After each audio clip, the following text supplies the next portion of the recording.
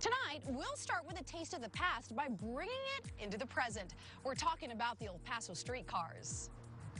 They first made their debut in the Sun City in 1902. And now more than 100 years later, they're back in rotation along the streets of downtown and West El Paso. Tonight, we take you on a ride and talk about some of the other remarkable things happening across El Paso. They're the latest addition to the El Paso landscape. Talking about the El Paso streetcars, if you haven't taken a ride, well, today I'm going to give you a VIP tour with a man behind the vision. Let's go. Let's go. Joining me now, City Representative Peter Schwarzbein. How's it going? I'm excited. It's the first time on a trolley. Now, talk a little bit about how this all came to fruition. This started as a thesis. So yeah, so I mean, it was this perfect combination of art and policy sort of coming to life. I was in New York at the time, working on my thesis project in El Paso called the El Paso Transnational Trolley. Let's see that, yeah. This is the cover. It's a wonderful book. And the whole project was there to sort of talk about what it meant to be from the border, to try to imagine a better future between El Paso and Juarez, and really to talk about who we are as a community. And to me, the streetcar really was this great symbol to talk about those things that define us. To me, the streetcar, the bridges are really these symbols that really talk about the best of what our community is about. And I think that that's what defines us more than any sort of barriers or walls. And so back in 2010, 2011, I start working on this. I start putting up posters. I create a full-on ad campaign imagining a streetcar running again. Wow. And I find out within the next couple months that the city of El Paso is starting to do a feasibility study looking into a city streetcar line, really headed off by Steve Ortega. Fast forward to 2012, 2013, I come back to El Paso. We're still putting up posters. We're still working on the project. And there's an opportunity for the city to come with a $97 million grant from the state of Texas through TxDOT for a 5.2-mile vintage streetcar line. There was some discussion about whether to use the actual streetcars that we're in now, which are the same streetcars that ran on El Paso streets. Incredible. So much history in these vehicles. These streetcars here were designed in 1935 by Franklin Delano Roosevelt. In the 1930s, he wanted a streetcar that could run in any city in the United States. This was the design that he selected. This is the best of Art Deco design. And what you're looking at here is the best of both worlds.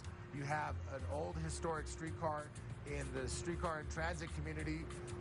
This is an unbelievable story because very few cities are taking the actual cars that used to run in their cities, if they still have them, and bring them back to life. Not only are we doing that, but we also have Wi-Fi on these as well. Air conditioning and cooling, none of those existed when these cars were first up and running. So you have the marriage of the tradition and the history with the modern amenities on board, and they're stunning, they're beautiful. If you've never taken a ride, very, very nice. Talk about, let's go back into the past and the history and what the streetcars meant for the El Paso Juarez community. So, you know, when these cars were running in our community, you can talk to anybody probably over the age of 50, certainly 60, and they remember riding them. This wasn't just a fun way to get around. This was a source of an economic driver. The JCPenney's in the 1950s in downtown El Paso was the highest grossing JCPenney's in the United States. Wow.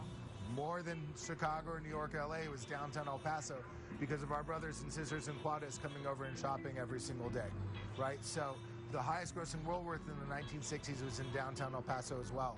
You have tons of families, generations of El Pasoans and Juarensians who remember riding the streetcar and remember it fondly. Fast forward to today, now we have an opportunity for transit-oriented development, to look at development around our downtown core and through our uptown and university corridor as well, and you're starting to see it. You have places like Savage Goods that opened up right off the streetcar line. Yeah. You have 5 new hotels in the last 3 years that have opened up around our streetcar line. The Hotel Indigo, the Aloft Hotel, the Marriott Courtyard, the Camino Real, which is coming back as a Marriott autographed Paso del Norte hotel. The Plaza Hotel is being redone.